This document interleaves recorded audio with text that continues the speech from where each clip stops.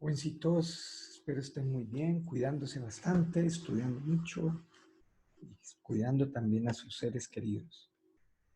Bueno, vamos a hacer estos ejercicios, explicarlos sobre herencia mendeliana y genética de poblaciones, ¿no? Primera pregunta. Neurofibromatosis tipo 1 es uno de los trastornos autosómicos dominantes más comunes. Una mujer con neurofibromatosis tipo 1 tiene una pareja normal. ¿Cuál de los siguientes es correcto respecto de sus hijos? Entonces vamos a demostrar que la respuesta es la C, ¿no? Eh, entonces lo primero que tenemos que hacer es definir los alelos, ponerles, etiquetar los alelos y entender cuál es el patrón de herencia, que ya no lo dice. Entonces es el caso de una señora que es claramente heterocigota, tiene el alelo de la enfermedad y el alelo normal, y el señor es normal, por lo tanto es homocigoto para ambos alelos, el alelo normal. De tal manera que ellos solamente pueden tener dos tipos de hijos, ¿no? ¿Verdad? Los homocigotos normales y los heterocigotos afectados. ¿En qué proporción? 50% afectados, 50% normales. La razón, el señor solo produce espermatozoides con alelos normales, la señora mitad de los óvulos van a tener el alelo normal, mitad eh, el alelo normal y mitad del alelo de neurofibromatosis. Aquí el distractor que dice su tercer hijo se ha afectado, pues tenemos que tener presente que cada embarazo es un suceso independiente, lo que quiere decir que no importa cómo hayan nacido sus hermanos previos, si normales o afectados, que cada embarazo va a tener la misma probabilidad. Es como cuando uno tira una moneda, ¿no? El hecho de que en el primer lanzamiento salga cara no significa que en el segundo lanzamiento salga sello, ¿verdad? Puede volver a salir cara. ¿Por qué? Porque el suceso es independiente. Por eso la respuesta es eh, un medio. Listo. Retinoblastoma también es una condición autosómica dominante, pero que tiene una particularidad, y es que la mayoría de los casos son esporádicos, pero en cerca del 10% de los casos hay historia familiar positiva. En esas familias con historia familiar, la penetrancia es de aproximadamente el 80%. Ese concepto es clave que lo entendamos bien porque es fundamental para el desarrollo de este problema. Y nos plantea en este caso, mujer con retinoblastoma cuyo padre y abuelo se vieron afectados, tiene esposo normal, sin historia familiar relevante. ¿Cuál de los enunciados es correcto? Bueno, entonces en este caso, la cuestión sería así. La respuesta va a ser la B. Entonces miremos, volvemos, hacemos lo mismo. Aquí esta es condición dominante, R mayúscula, retinoblastoma, R minúscula, alelo normal. Listo, este es el matrimonio. La señora claramente es heterocigota, recibió este alelo del papá y el papá de ella lo recibió del abuelo de ella, como ya viene en el enunciado. Y el hombre es normal, por lo tanto es homocigoto para el alelo normal.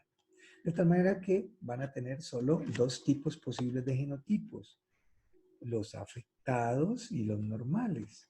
¿Por qué? Porque la mitad de los óvulos de la mamá van a llevar el alelo retinoblastoma y la otra mitad el alelo normal. Pero, aquí viene el pero. Recuerden que, ¿qué es lo que es el concepto de penetrancia? Penetrancia lo que dice es que es un concepto de población.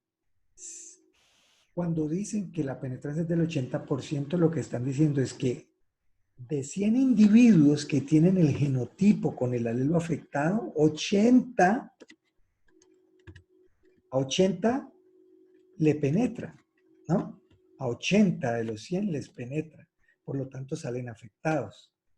De tal manera que en este caso vamos a ver que el 50% de los hijos de esta pareja van a tener el alelo de retinoblastoma, pero como la penetrancia es del 80%, nos toca que multiplicar la probabilidad de este genotipo por la penetrancia, de tal manera que nos daría 0.5 por 0.8 igual 0.4.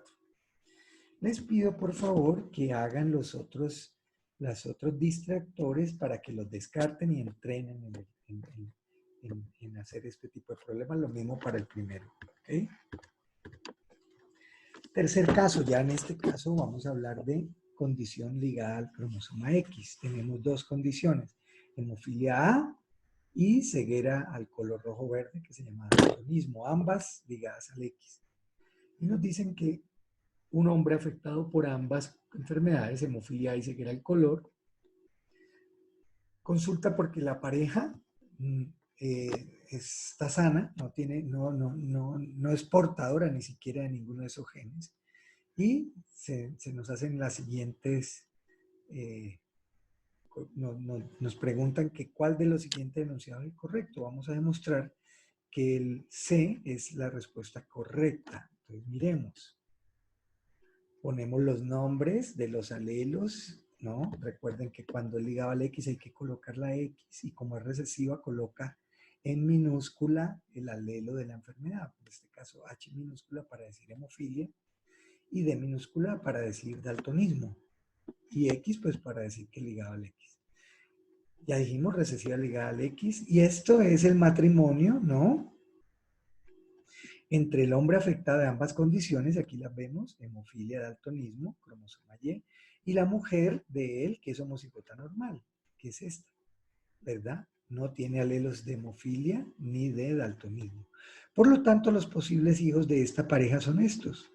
Los espermatozoides que va a producir el señor van a ser estos, los que llevan el X y los que llevan el Y son estos, de tal manera que los óvulos de la señora pues solamente va a producir óvulos el 100% que llevan los alelos normales, ¿no? Y por tanto pueden producir mujeres todas portadoras, mírenlo aquí, ¿no? Y hombres, ojo aquí que me equivoqué, aquí no debe decir H minúscula, D minúscula, sino H mayúscula, D mayúscula, porque ¿de quién recibe el X este varón? De la mamá. ¿Y cuál es el X de la mamá? Este. Por lo tanto, aquí no dice hombre afectado de ambas enfermedades, sino debiera decir hombre normal. Es decir, que esta pareja tiene el 100% de las mujeres van a ser normales, pero portadoras, y el 100% de los hijos varones van a ser normales completamente.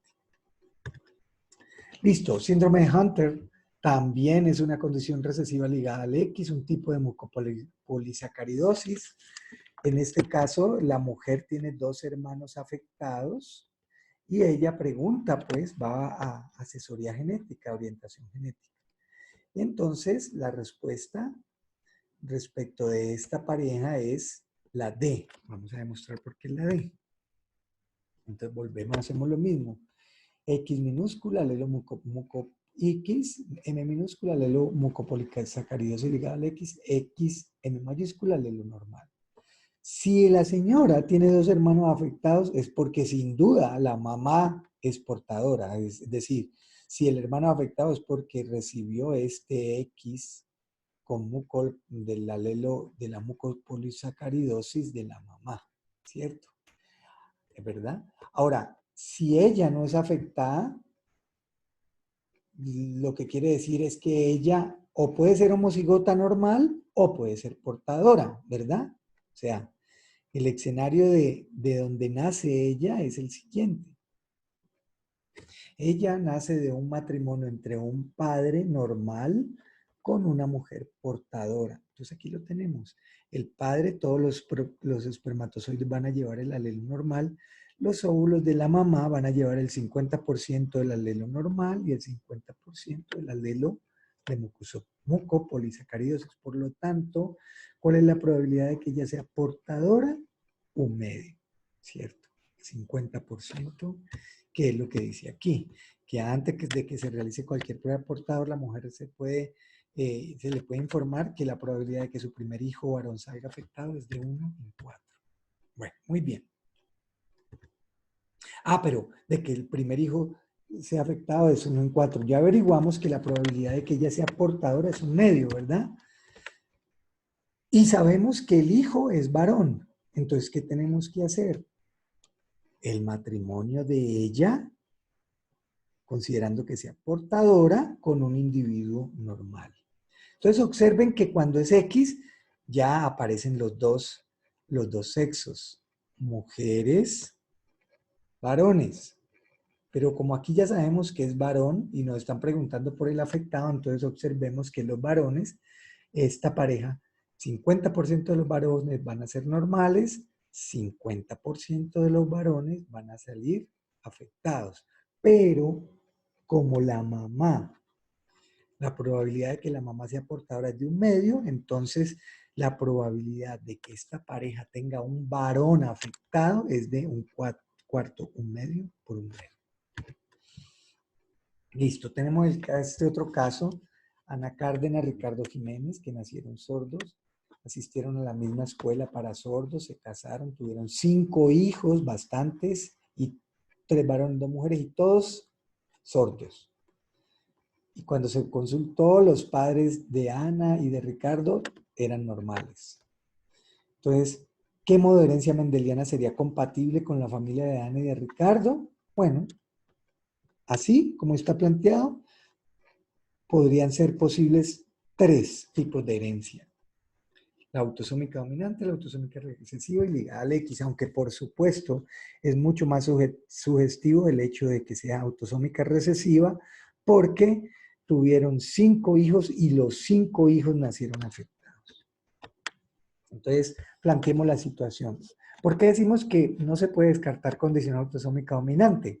Porque observen que si fuera así es porque ellos sufrieron mutación nueva, cada uno, ¿no? Donde S mayúscula del alelo de sordera y S minúscula del alelo normal, este es el señor, esta es ella, y por lo tanto observen que pueden tener 3 de los 4 genotipos posibles son sordos. Por lo tanto, es posible que los 5 embarazos tenían en cada embarazo la probabilidad de salir sordo de 3/4, ¿no? O sea que no se puede descartar. Ahora, si la condición es autosómica recesiva, tenemos este escenario, que ambos son homocigotos S minúscula, ¿verdad? Y que por lo tanto todos los espermatozoides y todos los óvulos van a llevar el alelo de sordera y por tanto solo pueden producir hijos sordos, no pueden producir hijos normales, todos van a ser sordos, lo cual cuadra con el enunciado, 5 hijos, hombres, mujeres sordas. Pero también puede darse este caso, que sea condición ligada a la X recesiva. ¿Por qué? Porque, bueno, digamos que X con la S minúscula es alelo de sordera y X con la S mayúscula es alelo normal, ¿no?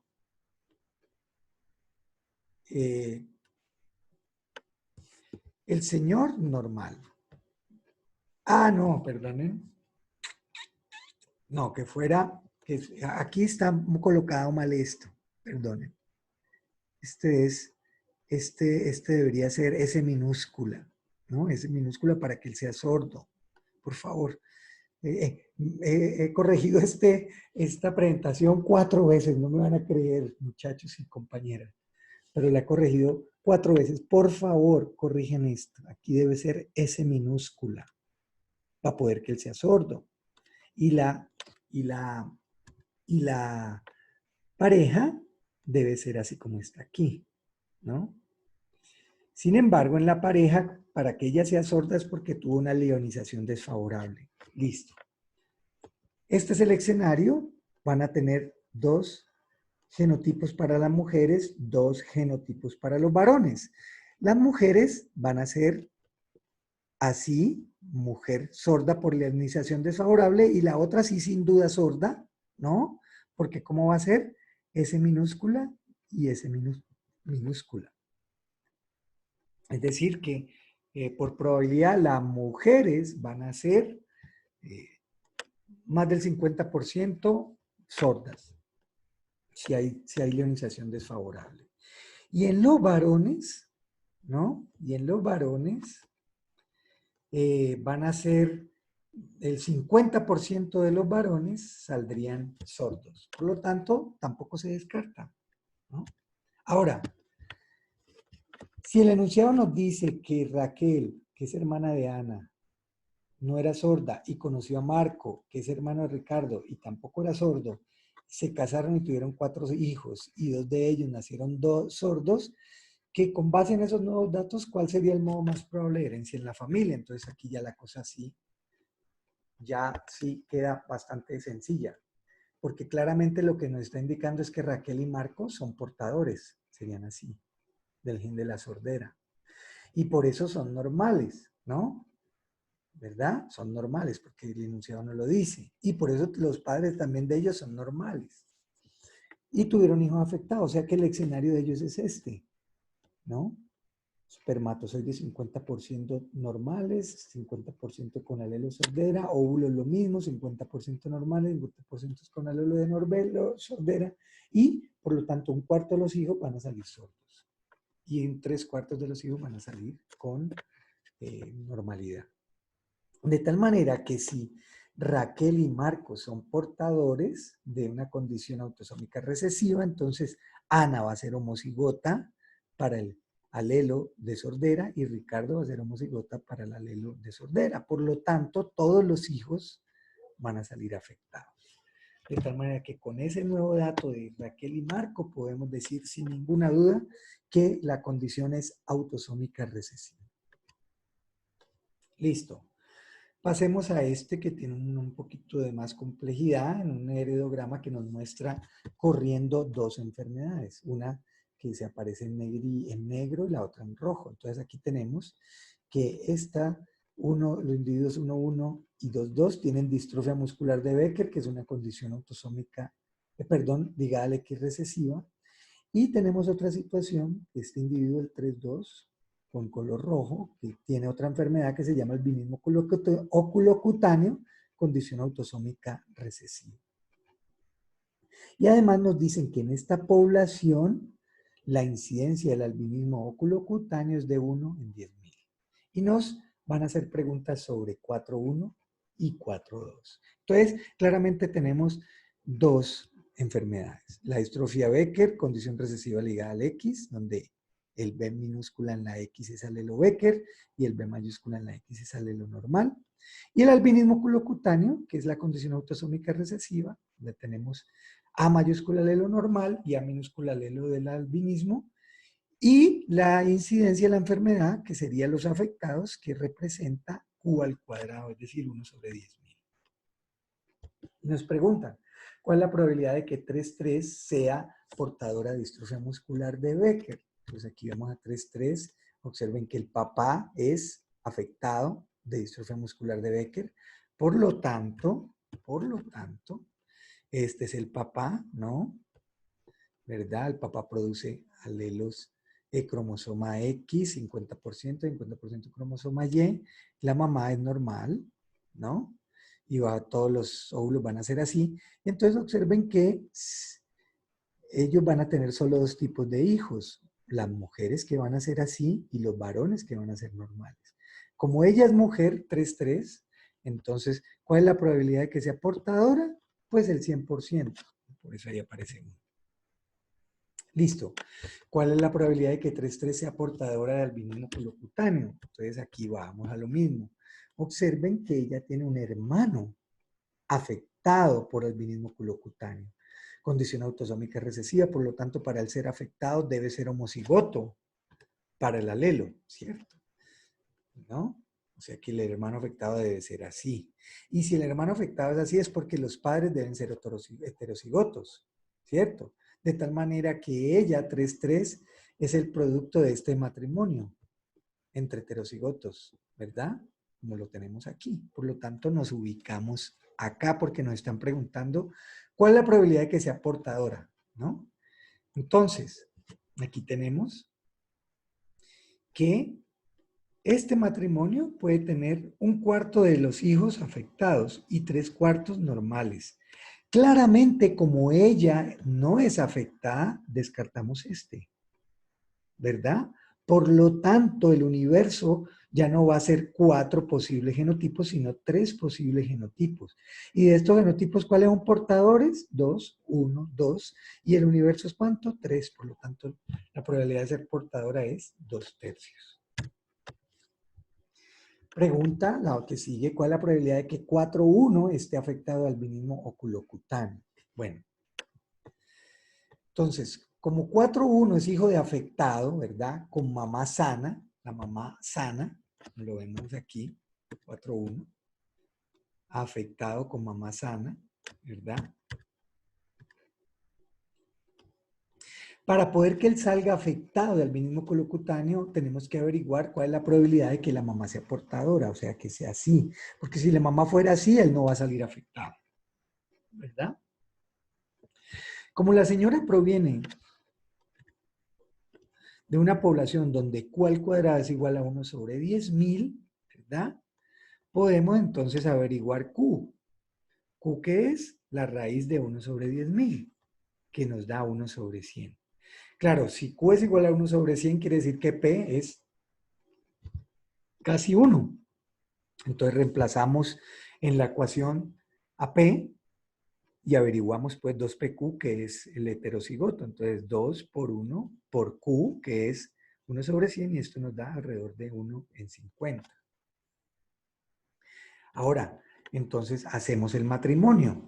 El matrimonio va a ser así, ¿verdad? El señor va a ser homocigoto, afectado, ¿cierto? Y la señora, para la probabilidad de que ella sea portadora es de 1 en 50. Por lo tanto, ya producir óvulos así y así. De tal manera que nos preguntan por el afectado, ¿no? El afectado va a ser uno de dos, un genotipo de 2 posibles, pero la probabilidad de que la mamá sea portadora es de 1 en 50. Por lo tanto, la probabilidad del afectado es 1 sobre 2 por 1 sobre 50 igual a 1 sobre 100, que es la C, ¿no? Nos preguntan por 4-2, que esté afectado de distrofia muscular de Becker, ¿no?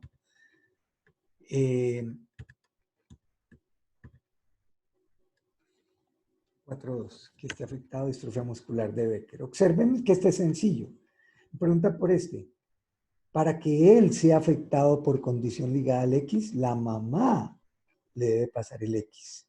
Y ya averiguamos que la mamá es portadora, ¿cierto? Porque mire que el papá, eso fue una de las preguntas, el papá afectado. Listo. Entonces, veámoslo ahorita aquí. La distrofia muscular Becker es ligada al X. Para él salir afectado debe recibir el alelo Becker de la mamá, de tal manera que nos toca averiguar la probabilidad de que la mamá sea portadora. Pero como ella es hija de un afectado, no hay duda de que ella es portadora, ya lo sabemos, de hecho ya lo averiguamos. Ahorita entonces este es el matrimonio. Nos preguntas la probabilidad de que 4-2, que es un varón, salga afectado. Entonces, este es ese matrimonio es así. La mamá portadora, papá afectado. Ahora, mujeres, varones, pero 4-2 es un varón, por lo tanto nos fijamos solo aquí. ¿Cuántos posibles genotipos de varones? 2. El afectado, perdón, no, nos fijamos no así, sino así, ¿verdad? Los varones, el Y, ¿no? El afectado y el normal. Por lo tanto, un, un genotipo posible es de 2. ¿Cuál es la probabilidad de que 4-2 salga afectado? 1/2. Listo. Probabilidad de que 4-2 sea portador de albinismo oculocutáneo. Bueno, entonces, ya sabemos que el albinismo oculocutáneo es condición autosómica recesiva y los dos padres presentan fenotipo normal, como lo vemos aquí, ¿no? Fenotipo normal. Pero observen, matrimonio consanguíneo, primos, ¿no? 3 meiosis involucradas. 1, 2, 3, ¿no? Primos. Por lo tanto, tienen un parentesco en los genes importante, un porcentaje de los genes por probabilidad de ellos va a ser, se van a compartir por descendencia. Y eso es lo que hay que tener en cuenta en este problema. Entonces, necesitamos averiguar la probabilidad de que ambos sean portadores, ¿verdad? Porque no sabemos si son así o así. Porque esa es la única manera de que nazca un individuo afectado, ¿cierto? Un individuo afectado nace, pues, de portadores. Cuando los padres son normales, la única manera de que nazca afectado es porque ambos sean portadores, ¿no? Entonces, listo. Ya sabemos que la probabilidad de que 3,3 sea portadora es 2/3. Eso nos lo dio la respuesta de la pregunta 7. Y la proporción de genes que tienen en común con un primo del primer grado es de 1 en 8, ¿no? Ya dijimos 3 medios de por medio. Por lo tanto, esa es la probabilidad de que compartan ese mismo gen en común, ¿no? Entonces, tenemos aquí el cuadro de Punnett donde él, heterocigoto, ella heterocigota, para poder que puedan generar un hijo afectado. Observen que si los padres son portadores, la probabilidad de que salga afectado es 1 en 4, pero la probabilidad de que la madre sea portadora es 2 en 3. Y el padre que sea portador por genes en común con la prima es de 1 en 8. Por lo tanto, la probabilidad de que 4,2 sea portador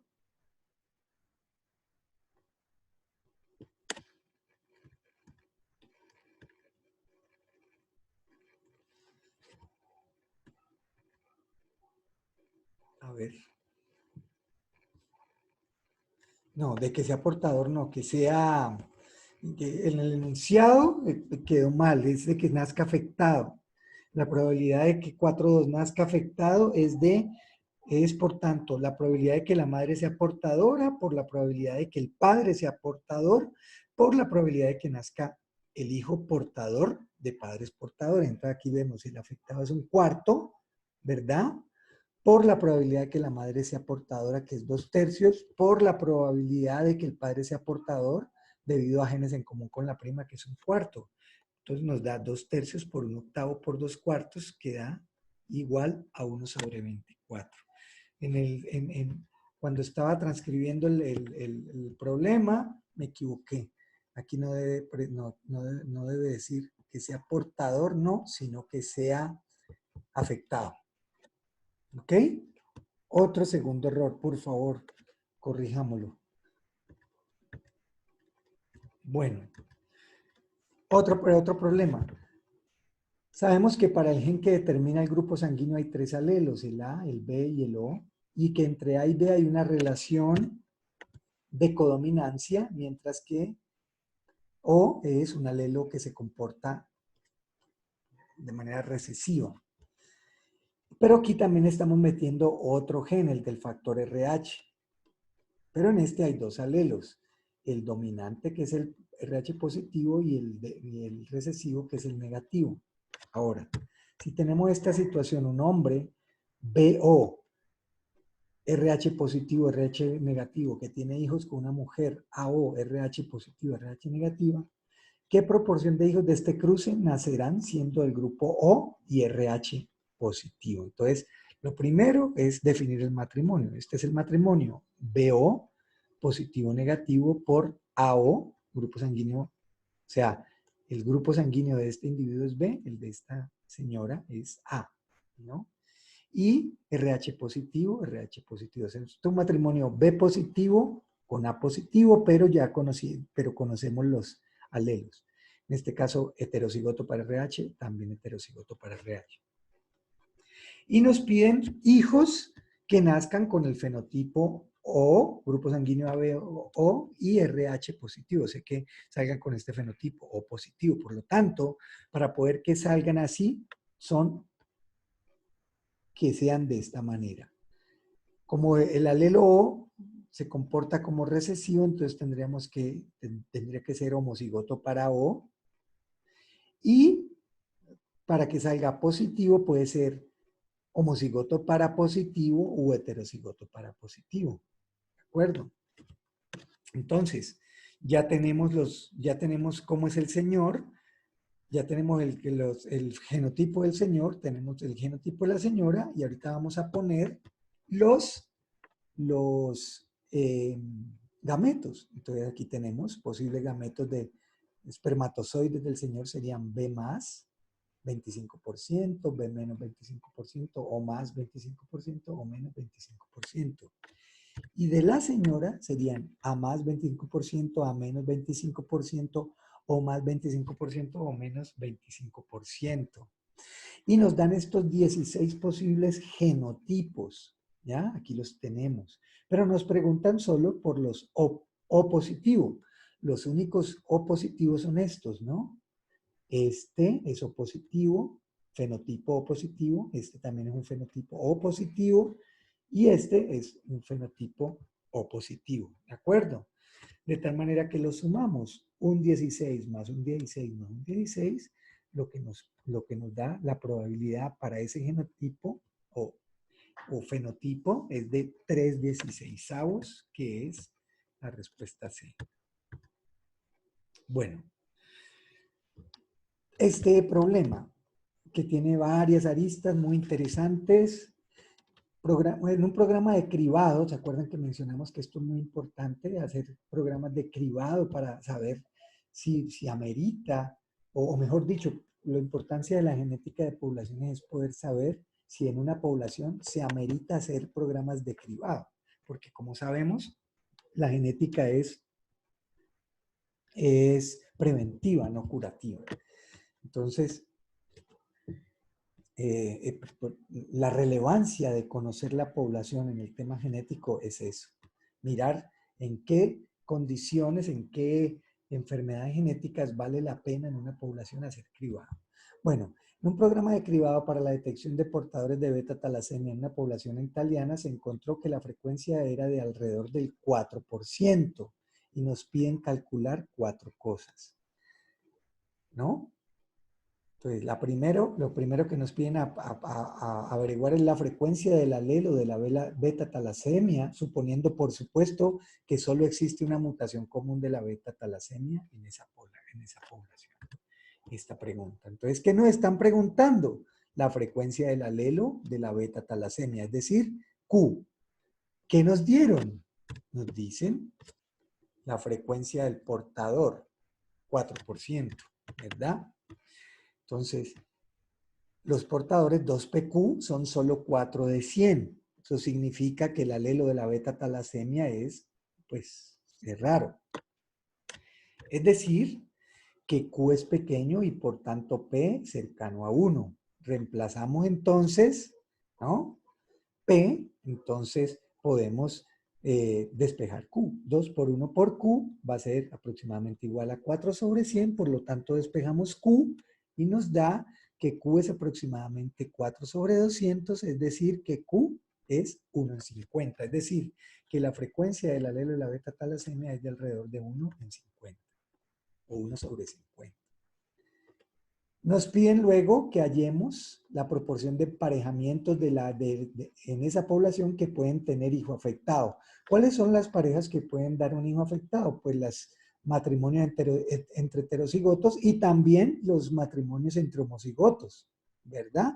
Pero esos matrimonios entre homocigotos afectados no se va a dar pues porque la condición es bastante complicada, ¿no? Es comprometedora, muy dañina. Ahora, como ya sabemos, ¿qué nos está pidiendo? Pues los matrimonios entre heterocigotos. Como ya sabemos que la frecuencia del heterocigoto es de 4 en 100, entonces la proporción de matrimonio de heterocigotos va a ser 4 en 100 por 4 en 100, ¿verdad?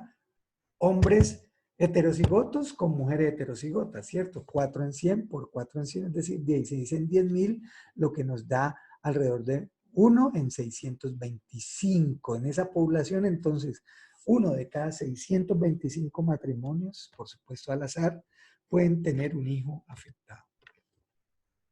La otra pregunta es, ¿cuál es la incidencia de fetos o de recién nacidos afectados? Entonces, ¿qué es lo que nos están pidiendo?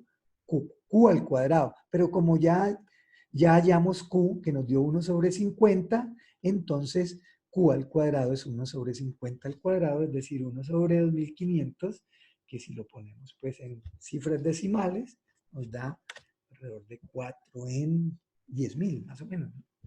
0.0004. Y la última pregunta es que si la incidencia de beta talasemia en los hijos con ambos, que hallemos la incidencia de beta talasemia en los hijos con ambos progenitores heterocigotos, es decir, ya sabemos que los progenitores son heterocigotos, entonces simplemente hacemos el cuadro de Punnett, este es el matrimonio, ¿verdad? Heterocigoto mujer, heterocigoto varón, entonces, ¿cuál va a ser la proporción de beta talasemia en matrimonios heterocigotos? 1 en 4, si ya sabemos pues que son heterocigotos. Listo. Y este último problema que nos dice que en estas poblaciones, ¿cuál está en equilibrio Hardy-Weinberg? Y nos dan varias, nos dan 5 poblaciones. Para poder nosotros hallar cuál están en equilibrio Hardy-Weinberg, entonces lo que tenemos que hallar es P y Q, y luego P al cuadrado, 2PQ y Q al cuadrado, y confrontar, ¿no? Para saber si los valores son iguales, ¿no? Porque ustedes saben, ya mencionamos, una población que se encuentra en equilibrio Hardy-Weinberg, las frecuencias génicas y genotípicas no cambian, ¿no? Y se definen entre sí, ¿no? P más Q es igual a 1, P al cuadrado más 2PQ más Q al cuadrado es igual a 1. De tal manera que si la población está en equilibrio Hardy-Weinberg, con usted solo conocer una de esas valores, usted puede despejar todos los demás. Entonces, listo, comencemos con la primera población, esta. 0,7 para homocigoto A mayúscula, 0,21 para el heterocigoto, 0,09 para el homocigoto del alelo minúscula. Entonces, despejemos este. Porque ¿qué vamos a hallar? Q en esta población. ¿Cómo hallamos Q? ¿Cómo hallamos Q? Pues tenemos que aquí está el alelo A minúscula en todos y que aquí en el heterocigoto está en la mitad, ¿cierto? ¿Por qué? Pues porque somos diploides, ¿verdad? Entonces un alelo va a tener el alelo, o sea, diploides, un cromosoma va a tener el alelo normal y el otro cromosoma el alelo anormal. O bueno, si es que no vamos a hablar de normal o anormal, un alelo u otro, ¿no? Entonces aquí lo tenemos. Q va a ser igual a todos los individuos que son así, 0,09, más la mitad de los individuos que son así. Por eso aquí 0,21 sobre 2. Por lo tanto, Q va a ser igual a 0,09 más 0,105, que nos da 0.195. Ya conocemos Q, podemos hallar P, ¿cierto? ¿Por qué? Porque P es igual a 1 menos Q. Por lo tanto, P es igual a 0,805. Ahorita ya conocemos P, ya conocemos Q, hallemos P al cuadrado. ¿Cómo se halla P al cuadrado? 0.805 al cuadrado, que nos da ¿cuánto? Aproximadamente 0,65, que observen es diferente a 0,70. 2PQ, 2 por 0,80, 105 por 195 nos da 0,31, que también es diferente a 0,21. Lo mismo Q al cuadrado, que lo podríamos hallar elevando esto al cuadrado. Bueno, el Q que nos dio, ¿no? Este Q lo elevamos al cuadrado o lo despejamos, ¿no? Porque como sabemos que P cuadrado más 2PQ más Q cuadrado igual a 1, entonces despejamos Q cuadrado. Entonces Q cuadrado será igual a 1 menos P cuadrado más 2PQ, es decir, igual a 1 menos 0,65 más 0,31, es decir, 0,04, que es bastante diferente de 0,09. Es decir, que esta población no se encuentra en equilibrio Hardy-Weinberg. Lo mismo hacemos para esta de grupo sanguíneo, hagámoslo con la primera población, ¿no? Que nos dan estos valores. Entonces volvemos. Q sería que el valor del alelo N. P sería el valor del alelo M. Entonces Q sería igual a 0,33 más la mitad de estos y nos da 0,5. Despejamos P, P menos 1 menos Q va a ser 0,5, ¿sí ve? Y P al cuadrado debería ser 0,25, que es diferente de 0,33, ¿no? 2PQ nos da, haciendo pues lo mismo, nos da 0,5, que es diferente a 0,34. Y Q, que es no podemos hallar, pues, de la misma manera 1 menos p cuadrado más 2pq o q al cuadrado, ¿cierto? Si q es igual a 0,5, entonces q al cuadrado es 0,5 al cuadrado, eso nos da 0,25. Y observen que es diferente a 0,33, por lo tanto, esta no está en equilibrio Hardy-Weinberg, tampoco. Observemos esta población, todos los individuos de esa población pertenecen al grupo MN. Entonces, ¿cuál es la frecuencia del alelo Q? Pues es la frecuencia del alelo N. ¿Y cuál es la frecuencia del alelo M? P. Entonces, observen que están en la misma proporción. El 100% de los individuos tienen MN. Por lo tanto, P va a ser igual a 0,5 y Q igual a 0,5. Por lo tanto, P al cuadrado va a ser a 0,25, que es diferente a 0, ¿verdad? Porque P cuadrado, ¿qué representa? Los individuos que son MM. Esta población no tiene individuos MM. 2PQ va a ser los individuos que son MN, ¿verdad? ¿Cuál debería ser el resultado? 0,5, ¿no? El 50% de la población que está en equilibrio debería tener MN, pero esta población solo tiene, todos son MN. ¿Y Q cuadrado qué es? La frecuencia de los individuos N mayúscula, N mayúscula. Y en este caso no hay individuos, pero en la población en equilibrio Hardy-Weinberg deberían haber, el 25% deberían tenerlo. Listo, pasamos a la siguiente población.